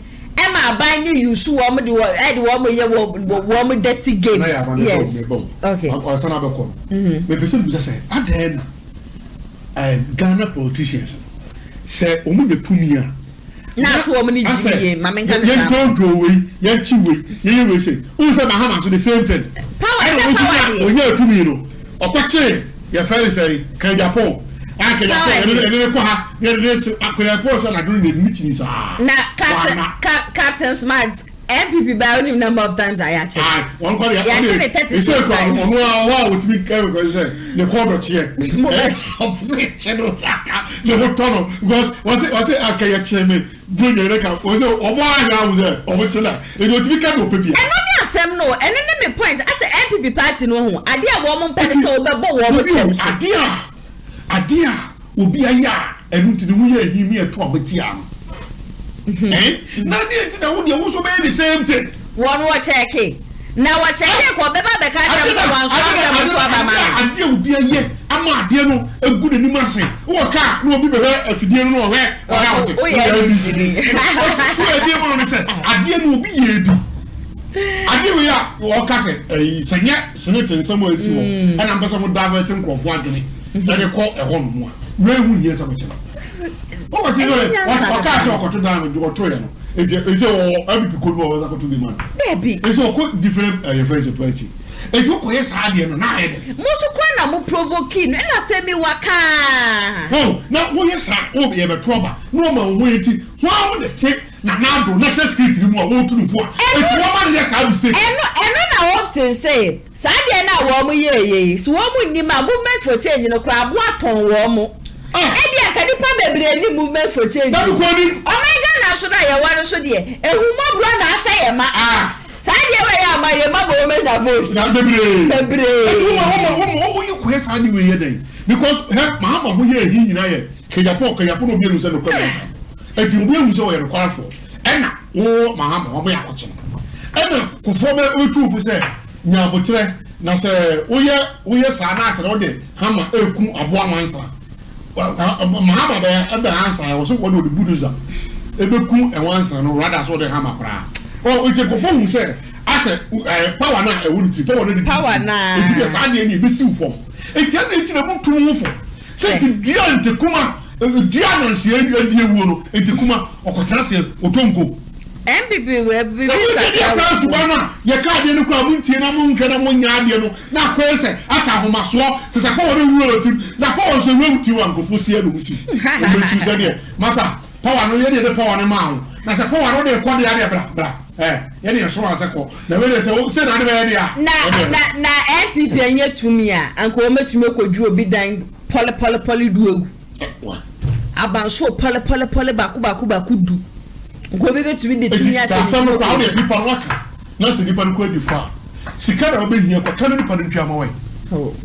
ana se edi enko na aba anti nipa na investment wa ye wo no mutumi ne nka na we down ne wo so na ontwa mu na nipa asase no kwa ye wo mu di o na kasi e be asase no one side na nyanka mislekia Kumasi ade owa na me papa to we bi wo Kumasi ade se na adwi na ya ne se ne enkran wo mutumi to ma ni papa am se da na Kumasi de wusu mpo wo yo hene a wo de akọ so asase na wo de na so na mo asamwa wo be wo de ye ne da ye se ye gire ne ya sempa bo na sempa bo ye wo do hini ne ye tu na ade abranto fofo kwa ba bisi no na na de obi enya tumi kakra bi ana nipa no wo de ye de wo pena ebusia hopsin wase apipi amanyokuo mo nkan hu ni se anya hwekra no no hopsin ne sweat kan and ama MPP amanyokuo metimi aba bedi power 8 years na wo ka chem se saade we ya moye se munim se mudi intimidate na no hopsin ado ye mutumi intimidate ne na efiasa na majinja na efiasa na mama na hode sonko na wo de amano no firing bi aba be kwaso okroma no enye asem keto akra ka no ne yanko na yengotie hopsin ado ye no mun sememra sisia. Good morning. How are you? Oh, by God's grace, I'm doing well. Has Hobson been freed? I am free. You are free? I've been given a bail, so I'm not in a cell. When was this bail granted to you? Yesterday. Yesterday? Around what time? I was called 3 days ago around 5:30 p.m. That was a report at police headquarters 10 a.m. And I told them I have a TV program. I will close around that time. So after the program, I decided to find something to do before. Then it started raining. So I got there 12 noon. Then they walked me to the CID boss office, the COP 40. Then he asked them whether they told me why I've been invited. They said no. So we played a video. The program I did in Accra FM on the comment of the strategy to prevent Togolese from voting in Ghana. So they played and they asked, well, even if over there, he did not ask any question. He just said they are referring me to the Greater Accra Regional Headquarters. So 3 of his men from headquarters who accompanied me to the region. So I asked, is it a petition and who petitioned? And he said, it's not a petition from anybody. It's the police who saw it and then they decided to investigate. I said, okay, very well. So we went there. And he told me that this time they've agreed that such cases, they will not handle it in the headquarters. Whichever region the thing happens, then they refer you to the regional headquarters. And I asked them, then why Greater Accra? I said, oh, the interview was done in Accra. And I said, okay, no problem. So when there we start, and they played the footage. I listened. They asked me, I said, yes, it's me. And I owe everything that I said in the interview. Then they asked why. And I said, look, one thing you people are forgetting is that all these things happen in Togo. I'm saying I am preventing a non-national from participating in our elections. How can I do that in Ghana? I cannot do that in Ghana. So I visited them. We had series of meetings and we all agree on certain terms. So that is what happened. And the name dynamite, when the guy said, oh, they will use dynamite, we said, okay. Not knowing they were talking about this firecrackers. So it means the money that they were requesting, I said, which dynamite would this money buy? So later on, before I was told that it was this firecracker, I will not say all the strategy on there. So they did same, and actually it worked. I have said this several times. Those who monitor me on Boiling Point for my FM, I've said this thing not less than 4 times on my FM. Why now? So after saying all this, they saw that listen. So I asked them whether they have jurisdiction over Togo. Listen. Then the regional commander said, it doesn't mean when I commit a crime in a different country. And I'm asked whether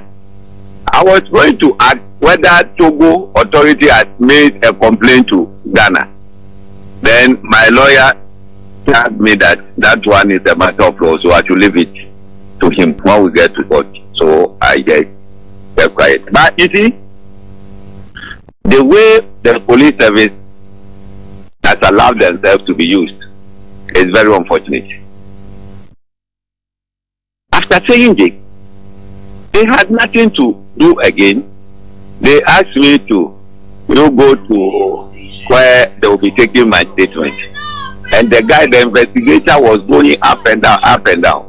Then finally, he came, he wrote that they are investigating me on false publication. False publication. False publication. Whatever you pray to me, I have owned it. I say, yes, it's me. And I own all these comments. But the thing did not happen in Ghana. And you still continue to say you are investigating me on false publication. That one is a matter of law. So when we get to court, the lawyers are going to deal with it. So we leave that one to court. When we went to court, they detained me. We did all we can. They say it's a power from above. That one, even at the CID boss office, he said we are going to the region. They are in touch, and then with others. They are in touch with others. Who are the others? So it gives me a clue what they are going to do. But you see, there is one gentleman at JUJU house who thinks I have disgraced him. And there is one old lady at the JUJU house. And they picked a minister in addition. They orchestrated all these things. Look, nothing will intimidate me. Nothing will intimidate me. You can put me to sell, you can do whatever. My mouth is my mouth. Nobody can take my mouth from me. And nobody can intimidate me. That one, I want to state it clear to MPP people that the power you are enjoying, my sweat, my everything is packed. So you cannot use that power that we fought for to intimidate me. It will never happen in this country. It will never happen in this country. When they say one, I will say one. So this is what transpired. You won't stop talking. Why should I stop talking? I'll talk. Now they've opened the gate for me. I decided not to say anything. Look, when Asante Bediato took my job from me, 2019, did you hear me saying anything about that in this country? 2019, 2020, 2021, 2022, 2023, we are in 2020, 6 years. And you allow these boys to be saying, writing rubbish about me. I have to come and tell them why I was sacked from airport, as they are going to say. And I said, okay, if you want to know, I was not sacked.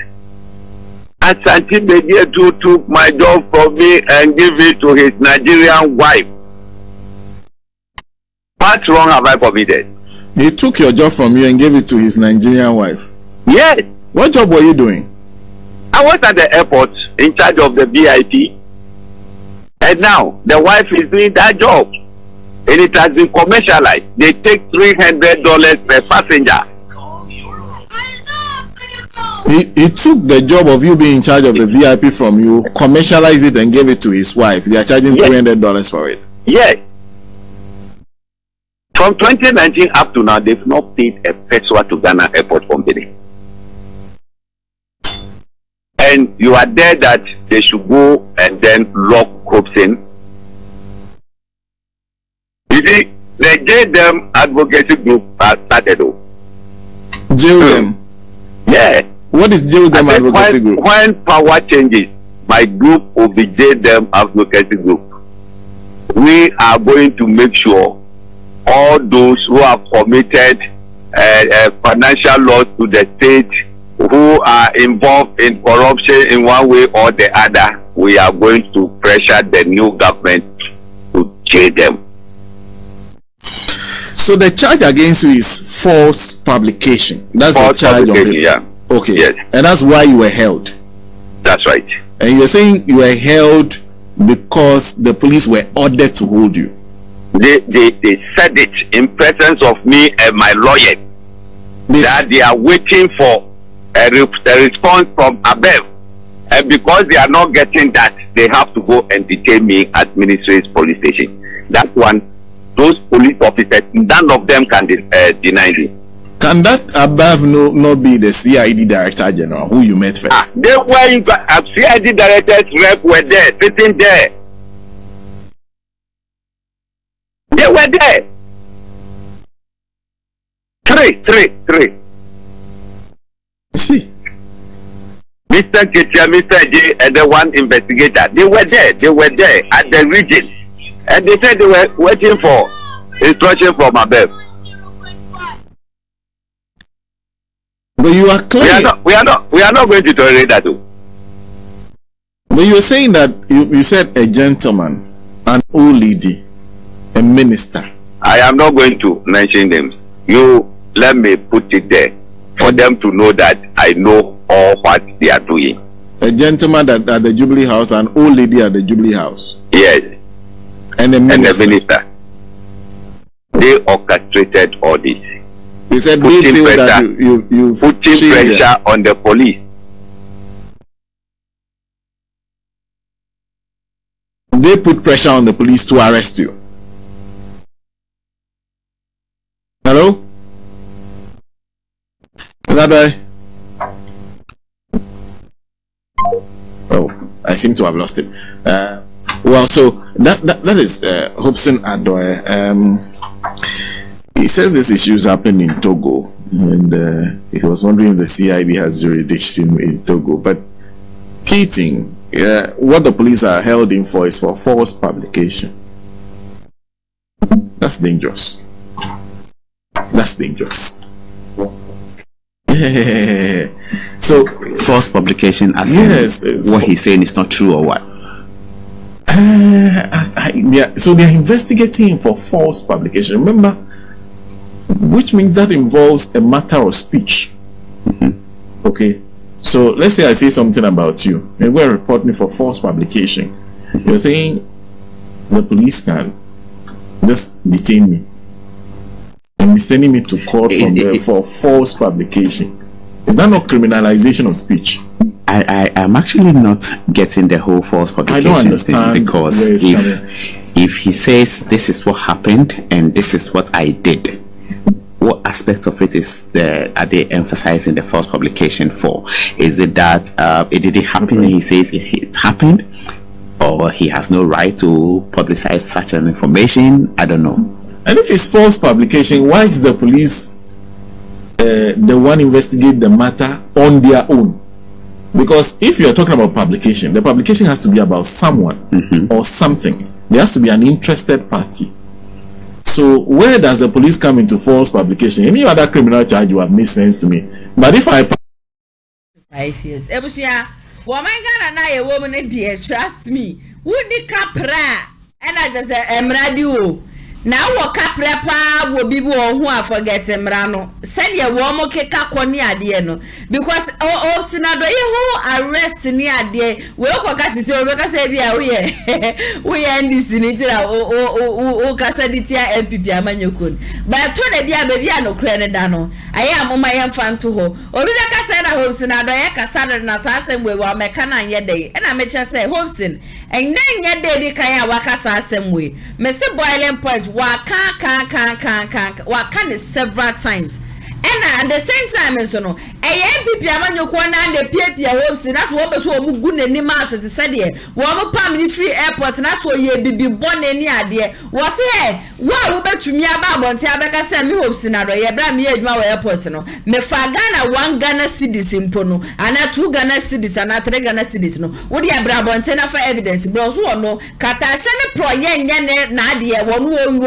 Ghana Capra put that. But the young woman si fire no and the people hopes na wo bet mu se me ye me yampa mimio na mbom no kwabra na atfanti bedi etu na ji madwuma free minsem e de man na yira la tani ka won fa magana ni mpo na yira la tani empenifu a wo mu di o man so me ka se ye no me se ye be ya Ghana ni a obiti ase a obiti echi a won ti ase ase na no be ya Ghana ni anase de aba be ye case bi but ye nim se Nyankopon nim ne nti a wodi ye be piem wo hanum wodi ye be piem so hanum zedie wo ma ye nim ngu aside bi ada kogo afi obsi na ngasa ne yakwa koti ne no mu se baba no den na be ka fa ase ba ko no wo ka na menti a na yin so se ono obusa se adai togofo no ede report abase bonche miana no se there no so na ɛhɔ no sɛ lawyer no ka kyerɛ ne sɛ onya abote ne ɛhɔ no deɛ ɛyɛ mmerase nti ɔnkɔdu court a ɔmbɛhu kɔ mbɛfa so baabi baako a ɔka na me ɛhɔ no hia me paa wɔ sɛ ai sesei wadi sika wawie sika na so wayɛ nneɛma basa biara no aban bi ɔba bia new government ɔba biara no ɔmbɛhyɛ n'akyiri mu apressure ne sɛ bɛyɛ a saa nipa no yɛde ne bɛyɛ dɛ ɛbɛkɔ court anaasɛ yɛbɛtumi ayɛ akye saa nipa no hosi misu bi bisa saa mmerɛ a mobaa yɛ nyinaa from bɛɛ 2012 2016 a na wo so wɔ hɔ na wo so wo ne na ade mo na ma saa na ne yɛ nkyerɛ wo ana wo ko no ɛdeɛ na mo yɛ fa a wo mo di sika yɛ ni sɛ ni sifo mo di sika deɛ na mo yɛ fa sisi a no ni mu sisi a party na wakɔ akɔjɔ ne that time never ready say owa MPP party na no wa MPP party na no du bedwem ana na no na du bedwem saa o mo hwɛ ama mo very atra so a esa bawe watra so o bekɔ wiye de koko meba koko se wo ka MPP asem na wo de host na be ka ho se adent na ayi wam so mo baye me ka na no that time no ho no na wo MPP party no wo MPP party na wo se ayi bia na no do bedwem ana wo me ka bedwem ana wo ye ma wo ka se ya bedwem ana e wo ya first airport nanti ya mo bedwem wo airport ntia enye chairman wo tumi de wo ye bo shuke na nkasa se wo de fa wo no me sa ne dia enye na chairman de obi e wo so no na wo tumi ma na na do hye na na ma ne be ye kwan ne ade wo ahyate region ha de enye chairman wo tumi de bo shuke na nkasa mu no enti ko ma no se na kwabra ne yesi ya poison no enti me na me be ka ne poison mi ana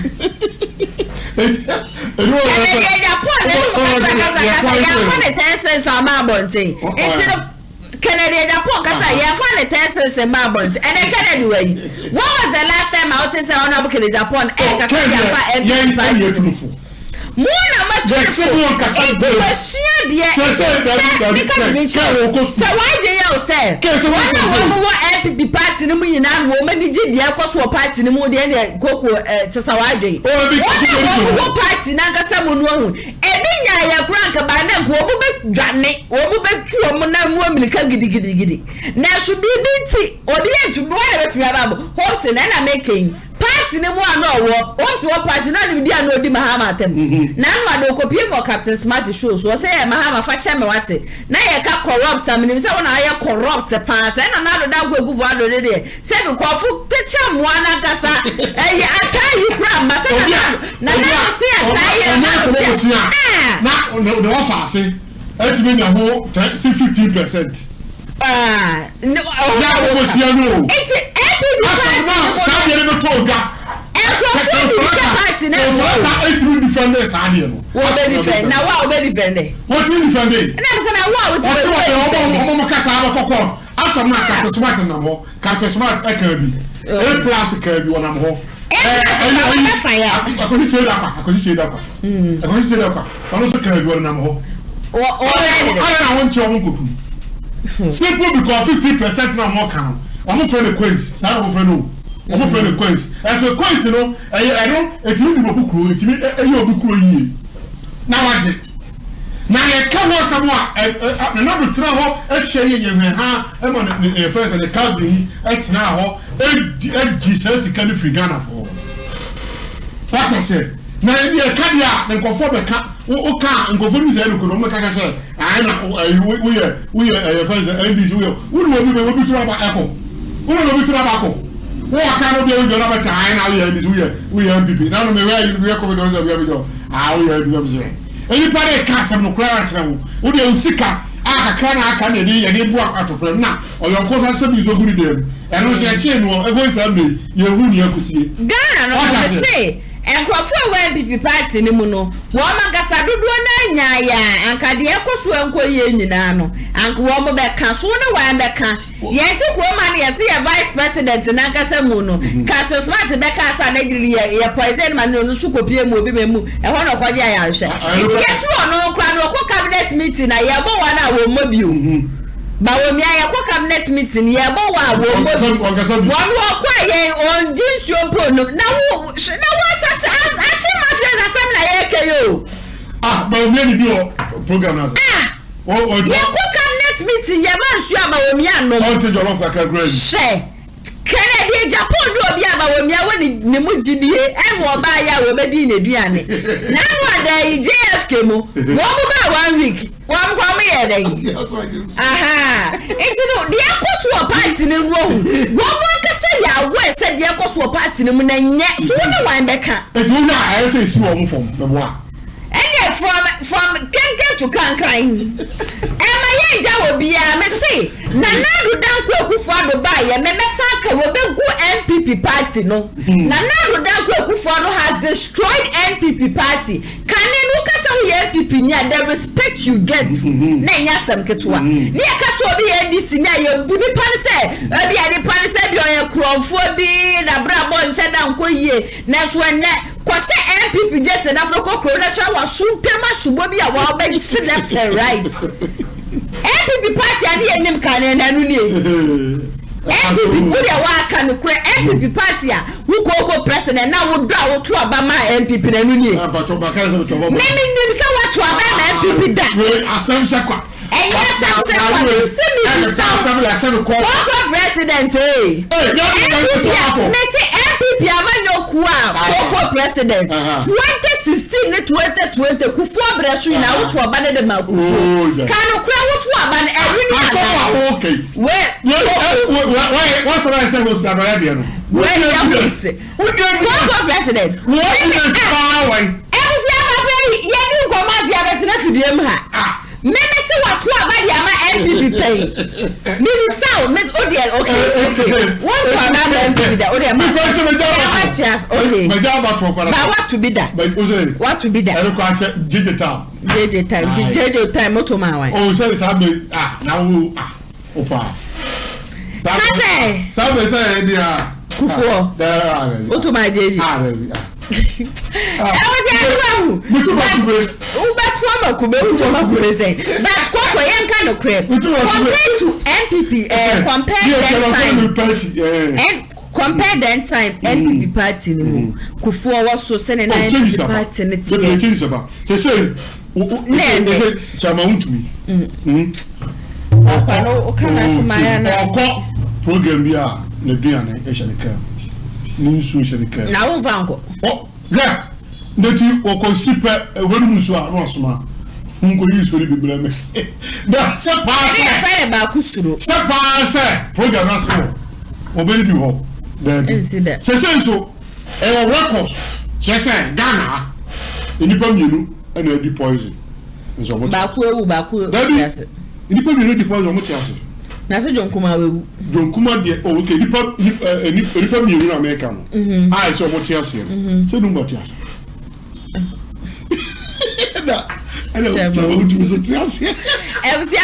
president me yi de fi me bi de chia na ya se wa menya sem papa president me bi de chia koko president mi se bi de chia menya se wo mati ase bi tu wo mati ase nya ko po esira wo mati ase ebusia ma me to me sem so FM amo na we na count Kevin Taylor din se bia ba bonten se na da kwakufu adu ho na adwe ye so ye smart papa bo no Kevin Taylor ba cha na da kwakufu adu se wono ye smart wono ye fede hurry up o se hope si na do ye chi ni nyina no kwan bia NPP amanyokuo no led by na da kwakufu adu wo mo be fa so ate so wo mo be divert Ghana for ya adwe e dia fa SML de na wo makwa ye da erusu sika pem ye shedims wo me ba be chire mu no wo mutumi me chire mu no e na wo che se ba wo mi entumi fa ne running mate ni na so no na poka ho na po yo obi a che se Ghana sika na po edi no enye sika ketwa na poni onu ankasa ne sofo ye fa no kusibu atenkro aso no wo ma ko yesi na po we chu kusibu atiye di we chu ne di kwan bi so e na kusibu atiye so ni obi a we betumi a kire ba we mi ane se for semesi for binti na fa na running mate na policy kana just wa pregu hono ma allegedly by Kevin Taylor na ka me kru na podi e won first ke bi amfa me kire me o kina nko ma la ka se me ma betra free say me kru go with this go first ke bi am kire me and minister timetable e bi fufu am de ma me kru de ya sebo enti no wa kire say na po wo hono no onim say wono no other running mate enti ya say oil deal bi ena mi amedi hye ma wiase nyina mi amade nyina na po mati wo poku prempe waje pepepepepe eno de agu ne botom waje gu ne botom wie ne ande wosimu wono ena ekone yankwane egotie Kevin Taylor emrasisia supporter subsea vessel. Second point, the new contract shall commence 1st of August 2024 for a period of up to 5 years, structured as an initial term of 4 years with an optional 1-year extension. The estimated contract value for the full 5 years is $204 million. Now, so what you are seeing on the screen, I am daring GMPC. I am daring Talu. I am daring Intersol. I am daring Napo to come out and say that through single source means he has not given a contract worth $204 million to this company. Now, let me show you something. Napo is a big criminal, or you're crom for. The reason why Mahamudu Bawumia is not able to announce Napo as his running mate, the delay no mamenchiro. Napo and Kusibuating are having some disagreement at the oil sector. TMA. Napo on this sofu Kusibuating sika ria ni sika problem biaba oil deal bi omu ye there is a disagreement. Now Kusibuating eneye Bawumia sofu. Kusibuating is stopping Bawumia from choosing Napo as his running mate. And Nintina Mahamudu Bawumia is not able to factually tell you say Napo and running mate. And Nintina they keep dragging June. And it is because Kusibuating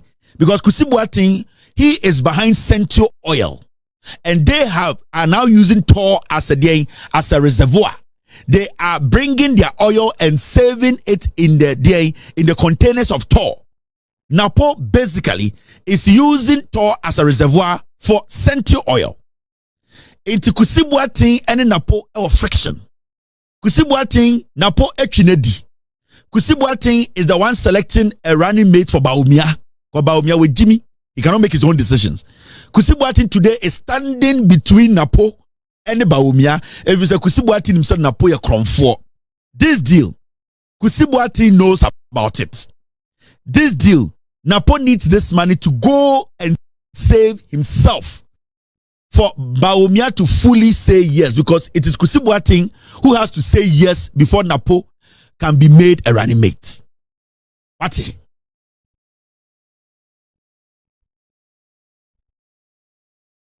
I am talking to John Abujinapo, the NDC, and majority of the time when I do things here, you, the NDC MPs, you don't pick it up. You don't pick it up because your friends are in the NPP and they are causing problems and you are watching them cause the problems. There's a deliberate reason why I am mentioning John Jinapo's name. I remember when I did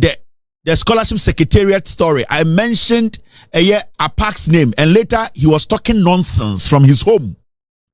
Apak is an old man. I showed him respect. I went through Sabi Jemfi to give every document I have to him to trace or follow up the scholarship secretariat. Later, he was sitting on radio and TV talking trash. Today is the energy sector, the oil sector. I am mentioning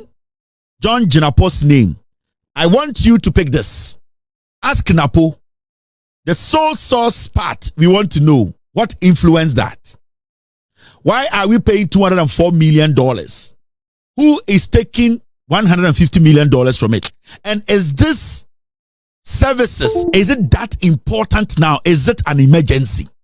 And I'm telling Talu, I am telling Ayadie, Cosmos. All these companies that have been lured into this criminal deal should be very careful. Your reputation and your integrity is at stake, because with me, I'll stop at nothing. And if you, these companies with international reputation and international repute, decide not to listen to truth and go on to sit able to have a criminal deal, to sign this off, we will have no option to let the world know the kind of criminal deal and the Cosmos and all these companies are having in Ghana, because they are involved in serious politics. So we want Talo and the rest of you guys to sit down and really look at this deal. We want the NPP, the NDC, the people in the NDC, the MPs. I'm leaving you with this. You guys can pick. You can make one call and demand for answers. Single sourced and ohono. Napo any kusibuating a yoma problem. The people around Napo omo na omo blow kusibuating ne identity, double identity no omo na mokaye. Kusibuating double identity no the two passport edi ebo kronu dwane no. And Napo, the people around Napo, they brought out that info because Napo does not like kusibuating. Napo didn't say kusibuating ebe stopping from being a running mate. Into Kusibuati identity in free MPP in a bio, and this for the cochino. A MPP for no blue that cover. Kusibuati double identity, a in Kofu mobile Napo, no yes, adiano. But there, I don't want to go there because Jimmy Omo. This is where my concentration is. I've put this out there, and tomorrow you'll be watching. All right, now. Andrea, we all saw how the NPP administration, Nana Addo Dankwa Akufo-Addo, tried to divert people's attention from the SML and GRA scandal by arresting Hobson Adoye, which I don't care. Honestly, I don't want to talk about it because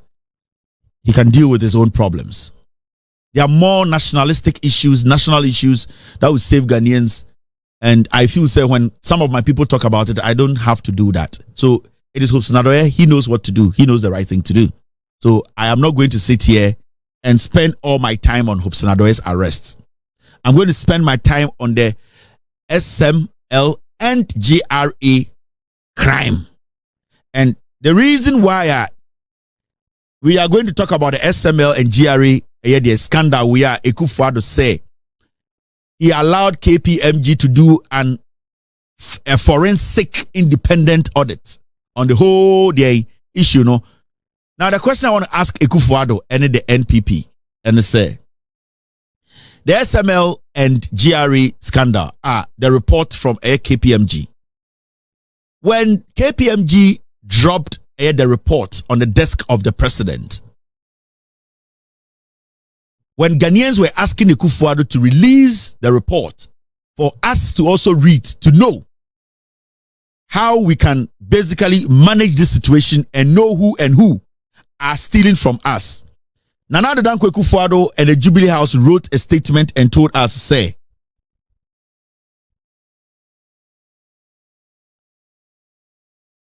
all right, Nana Addo Dankwa Akufo-Addo and the Jubilee House released a statement. And in that statement, they made it clear. Said the reason why they don't want to release the KPMG report are SML, any GRA, Chrono, any in your mind, it is because there are some things in the report are a threat to national security. And don't forget that statement. The Republic of Ghana Jubilee House, the president, the executive released a statement. KPMG, report to the Akufo-Addo. The only thing Akufo-Addo told us is say we cannot have the report. He cannot release the report to us because there are some things in the report that are of national security interest. And they don't, because the moment they release it, it becomes a national security threat. Now, when the executive or the Jubilee House comes out to make a statement like this, then it means there is no way they are going to pull back. Funity for in at summer a year came until a babon tabeka a yakasakasa a Kusibuating and in a bontemno well leaky at just and yasam ketua and no nama as a Baumiano deep we need in Tamanaba and it's a Kusiba and the Sopono, a KPMG report on. So, we saw a year from the Adami say, I go for them for respect and Kasangasa and from a year certificate for Umbu. Now, Orion cancer, I go for near my post for Ghana, Onimobi. Wasala the hope and the Yaris na for Ghana for any so. In design KPMG no. I was on my vigilant. I was a SMLD na a among person the Baba Fontina or more editing Niema. I was a SMLD no. So come good to Kevin Tilla. A banner then come to Canabana. Because one, they have analyzed the report and they have identified the national security threat. That is why the Jubilee House is telling us, say, what they don't want to release it. Now, we wake up one day after a week or so, the president says that Taylor ere yakwakwati ensem abarintil hopes na do ye chia ya chene ina no ere no so de bia so on de wo nkom deep papa ba e bibia wanyako ne de te say adwene mu dododo sa so na captain smart so ma yete ase se hopes na do ye de na so wo de brabra ne mani so that time na chese senet phone sensem a wo so wo ton wo mo share sai wo various companies mu ina no wo mo ton we no so wo mo pese se Ghana for ye de ya adwene be call no no se kai abrante muma yenko tebrim ne ya fa ne nkoye de ne kosisi ana na enu mbo baba be ye trending story na de ekoso angasa no na wo makata so nti enta se hopes in way our baby ana se mabodi video wo be kasa na memene nda kwesi ada Monday Tuesday Wednesday comes wo be kasa sa bona de ekoso e wo se ye kan wa asem mbom no na obekoma na aba be foolish case e wo krom hanum say Coco. Asemu. Constant party there. Cry to me. A hanko na obieti be ko obi ya kan drama. Obieti be ko obi yi cantata. Obieti obi su yi dia kumawu. Obi su yi dia Chinese. Obi su yi dia super dollar. Sa ade constant party nko. Cry e be piem. What I say? Na wo yeah, wo be brave one so pafenam. Sa wo say but you put up kronfo na Victor Kusibuate na that one dey kronfo. Wo mu miere na say same say na watch say ba won ya na ni tiewu na say somewhere ya no press ba won ya na tira ho no pa say Kusibuate na select na running mate mfa man dey there it doesn't make sense. Man tia dey ni ye. Enya na nya say bi enim. Aya Victor Kusibuate no understand. Ono a. Okay. Kusibuate na ono a. I don't even get what is going on. What be on the kodi? Sa cathedral anymore. And that cathedral ya dade man wo da ha. Say ya be kwa kaka so ahwe akwaru akotom kwaku. Say the cathedral say obi pom wu a Kusibuate na haye. Victor Kusibuate na haye. Wona me ama sorry Pentecost. Peri odano. Apostle friends do account yin na check. Do free me we finish. I dey be am say di ni cry na go say yes pakeba we ya aso be ka fa ho no etina dina ayira no what I say na budi sa ya fa say katido anim sika nye kuma amadi wo sa katido ano ho ama katido ara anwe ne senda ho enyido se onyina sa de rosa before ba na we fi di nyina ya minipa na ya dia asem nsa sa you find say katibu ayi na ayi Victor Kusibuate opoku nyina otabe dankahula istuaraba wa ewi ase obu nyina resane sa obi aya no atwene ho obi awu sika omadie no no atwene ho ezem saka opoku nyina na Victor Kusibuate nkwa na wo eto no abo eye aduma no apart na obi anka obi ene ho mafu ayese garden ayese enchirebe sa obi ese besi aso da banyame ese enchirebe ni nkotre ene wo ene gum what I say now we are obaka say Victor Kusibuate mo be ka kire ba obi ase woni ene so ma we problem pa making ene ma we dey see and dey dey ko na say wo problem ko yi verse tama Victor Kusibuate na be sha nkom yenka say ye disrespecting nyame difo bia but eto de dia ya na asem bi wo honom na wo dwe ho a say entiase bia nheda oh my god ye wasem papa ye tiasem e wo kromu asem na ko na so no mama yati a won sem fata so be ye running mate say chema hutumi akwa ya wo be ka poison hu sense ohene ba ohene ba Monday no ohene be nia brigidi ohene ba wo ha ne se ya wo se na pama ne boys ni bia ba be chete no ohene ba adaya wo no ohene ba no ka segu na ponani masen me sha de ri man am so ohene be agro ne ni so agro obi o ti betche so obi di nipa menu di poison baku de o se baku di bebe baku de wa se de ni bebe na baku de wo di bebe no wo mo wi na mo do di bebe no mo ti ase no wi ekwaya se ni nyina ya running mate won sensem ya afifa data mo kodi aduane ba so a wosi October ba MPP amanyoku so mo ko select di obeba be mo president obeba be mo flag bearer November. Nesi MPP party na gaza munu hu. I don't know say Ashanti region hanum say nkwa na wona omda no na sa grow wo mani suo say because this your regional chairman MPP regional chairman in Ashanti region no me say na no say obi already na wona obi be pereku no so obi pereku no so be ne obabuna na so be ne when I was na po guy bi o mefi guy ni din ka ko so shia no airport no chate no it no guy no ka say na po mum na so ma me sa de na say when you born a podino according to one day a running mate who send some no or no hine ban the life is in danger no kwa ya no masa akwa the platform no send the boss here chairman wound and a chairman wound to be crown who some better have that the kasa asem we obedi me ho ya na me mo amanya bi adwuma mo anya me ehira ma bi adwuma mo kroma dia mo ha adwun Wamu chiwamu huwa kuroimu papa. Wani benshi. Ya wadi to me atempa. Daddy o no better be, you better ho. So be kala ayede. And so say the life is in danger. Into a life is in danger. I police station. Also a police station so eja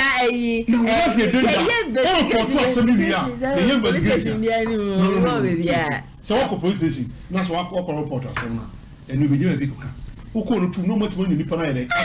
na so be just TV wona aka asem senti na make say ni nyina ne ye kwan bia won be faso a won be sabotage na pono enti metina fidie maka sese na po betie na supema se ni asesa running mate na so won ba no won ka sesanka na po betie a baby aka chema wontumi ni ohene ba program bi on be kwase anko won hwe no hu ye opa ma ni nkobi because sankrofo we se bibi tu wo mu sisia ye be ba na podin so what must ye baby a wo mu keka kwana na po ye se na po wa be trete ye ena na po so obeku ye ena na po so obe se ebi kura na wo kwadi obi bone dada ma nipa da miniu nipa na ye na adwo so obe yi we firi honom ba baby a wo keka kono nipa ni ye na adwo so oba attack usisi na nipa obi a wadi obi bone nipa ni hye wo se na po si meku tete wo aba ka say na po na sumo obi se nipa ni meku ba ebia na that moment no na po ni nim ho hye me ka me nko ade a say ye no kura se ba omi abefa na po se running mate ba na po ni ngintum ena baby a ayi chema wontumi ne nkrofo so be hia no na po e ma ni nkopie mu obi ni bia betumi asi poison na yekodi October kwa yeso wo kwa na wo shaase iti binim se wo mo ko northern region no ena na po hu baby e wo mo be kwa akoda na ende wo de poison ne ma wo be se nipa ne fa nko no mfe gogu akonfam ni mu a nyame o hata sunkwa ne konfam ni die hu ya kaniye nyame o hata sunkwa konfam na ni mo kokoko akonfam ni die hu wow ese we nyina ka ho na yakopɔ te ho na abɔfo no kɔsɛ wo sɛ na ya wo fa TV ntoa no na ni agye we nsɛm bi sɛ because wo ti afro ni agye na wo sɛ wasere a na ɔpɔ bi atena because hwɛdeɛ ma yɛ kɔ so sɛ wo bɛtɛ TV so wo bɛkɔ kɔyɛ case wie na sɛ case na pa police for so no ɛno bɛtɛ TV so ka ehumpo na wo bɛtɛ TV sɛ ngɔfo pɔ wo prada wo kae no ngɔfo no ti a ɔmpɛ bi va na etare na wunyai so ko ya na case na ma police for dia o ma police for ni omodu etu obi hia sisia na se nipa ka se chema wuntumi se na ya so ye mbe ye o se ya Enti say ya no kra say nya no kra, I still believe say chairman won't me na so. You see sometimes I am me who say nkofo wo no ma wo madwen esua. Party amu nyina mu. Party amu nyina mu. Say bia ogu ya te say bia ka bi kwa asa apa. Enti o na chairman na pono o time chairman won't me ata say me gye ho amenti ase. Me nim o time shonko aba but according to sources no me nyanti say ebra na regional chairman abato ne bekoso no na post support chairman koka oh entiro chairman wuntumi ne nso no aha o time freedom pemu na chairman wuntumi ne so kofo obi so wo me contest wo Menchia South but who Menchia South ekuya je se na poda nkasa mu decide say won ko bio se na po nkasa won ko bio ma Menchia South metumi aka the place obi enu obetumi etume na po efri one kasa te say the honorable Kente Japan as honorable Kente Japan na obi entumi ntuni free ase I just want one ebi ne so one ka say ni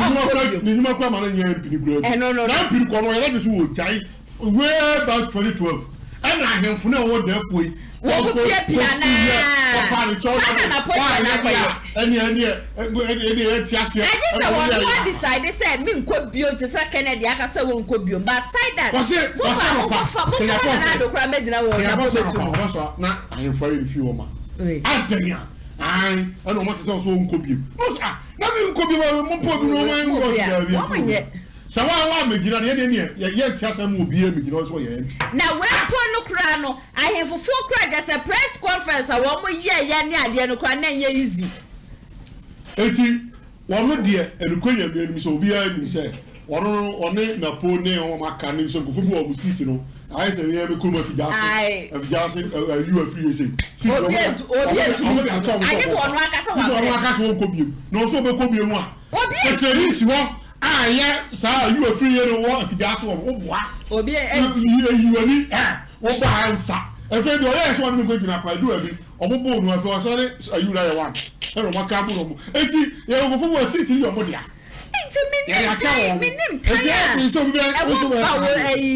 chairman wuntumi na chese abrante ne so kasa ye mu no akwa esa o se na bra chairman wuntumi bra ye e ma ba wo mi atumi bedru bebi a we bra se o se wo wuntumi e pamo sa akwa we fi nechi ese sa akwa ndi a we di wu so wa pamo no an fi nechi na so koso masa akwa na this special ahesa special one adi o se blofo no nye ejeja akwa we mu na twetwe akrama no ejo ere pamo no okopam no ese obinya asem eti gesa we eso kopam what must say would what are you more sample because in some no wo ye chairman wo ye reject control just wo aid or na cry yes wo ti won ma say chairman to me am frame meeting to me am fresh wo control Koko president member nenya aye bia ne side na wa we de mu nsam de se wo die ye die chia se ma do se be me koko se anti sisi abana pa se be se na sikaro so mo nya anya de a o mo kakra mpo de o de me se no because can say sa we so nguso ka e tu do mo me kan 30 minutes pe me say o mo kan say sa we eti kan me kan 30 minutes me kan ya de aka no do onfa na ka me fa de aka no nko eno because sikay o mo nya anya o di ka o mo kakra oh ne say asa ayakoda a obi en kan wo se di ka de foolish face eti bia na sisi ya na wo me ene ya na wo me e bia wo me da koko print me ya dru me de se bio koko ai twa woto e na me ma wo dru e ma ne ko afi so mo ja fi woto ba me wa dru de ma e bia no osum kika wo ta do se wo osum e kwan minim na wo minim ya wo hene me wa dru ho a metimi di aboa wo koko do special metimi di aboa ma wo minim kika no osum e kan ni ya be ko e na wo pese wani ya wo ya wo share lens wo share wani ya blend me wa dru ho wo be share woto na wa ye den wa numbi wo ya wa ni no a ye blend ni nyina be den wo insurance ni bi say bebe madro mi insurance da bia ma ni no e jaso guse kan mi hu ara ya wo mi hu ne boso mi hu ne ma bia hu ne boso hu bibia so ata se eti e bia na wo pesa do no na wo bi wo no afa so e mema dro oh the obet with the pem producer say I be producer only problem why me ba me say different styles palm there bro na da ko styles wo fio ma me ne ba wa bo so ye so ye be ma eti e be diabetes ya be so from ya na say wo diabetes say wo pressure catch them na me hu say bia me de me ma adu ne ba me de diabetes na say pressure do be ka ho ma na akofo na say wo diabetes ne pressure na say ankofo mo a masa wo be ma no ensore da enti da wo boss a ultimi yewe tena na ya say oba ultimi yewe so koko bobo number no 0241 74 06 0241 74 06 09 patro me wo asegwa ya ke pole ya how do one now be na ko ti asore na be ma koko president mada wasiye papa say wa ba be ka be ho e me eden sem nyina no be a message do na bro why ebisia ana bra be ma me kwai na nsema na ya sewa me ni koko president ye de be so mo sa tiga jubedie no ye de ni nyina be si koko president de me ni die hia wa hanum say ya na me ni age ho ye papa ne me duro no so de trust me amafu di ho dance ye fia say wona o mu jibi no wo mu di ho dance ye papa tu ye be ma na de ni mu adwuma mesro ne na ma na obobo ye no frɛ no na ofa bi e ma den ne koso wo mpote mu de koso ho bi a wani enje ho no 0557036109 obetimi de aba be dan me na ya sewa obesa me mu akwanya no so be ka me ho te sese ne ende koko president aba be ka me ho wo fidie manum se ya e ya de amema osa akwanya me pacho wuntu akapre bra omanga na ye de omanga na mpuntu yentutu omanga na honsem yentutu bi so mani mpenifo koko mu sese ne ende wesifo diga wotutu bi de mane wo mu a obetimi aye bra be ka me ho na ja yentutu bi e mane wo mu product by now ton company ben we bi abaso ye bo hu de ro edema 0550623377 and 0557036109 any number obetimi afre yen edi esiso Kumasi online media school si tuchomeka bra no mfamfa titi ye pemu media courses ahodro na ena wo mu ye bi e wa hanum station so say 3-month intensive practicals 3 months per 100% practicals Monday to Friday de biano tuemu da ye do rest studio ye wo TV setup your radio setup obaso osia camera hand ne edit na ni nyina no bibi biara ha equipment bia wa hanum si awo ba ye do be fa entity ye pema church for no so de odone abochre de ya de wo mu obi ye papa forms no 100 Ghana cedis obenya bi wo front desk of Kumasi online TV obetimi afre no 0550623377 and 0557036109 ope ye cha kwan so de ya square ye ne ti amas ena edi inhwani wedding engagements birthday photo shoot program bia wo ye bia say ye say mo ye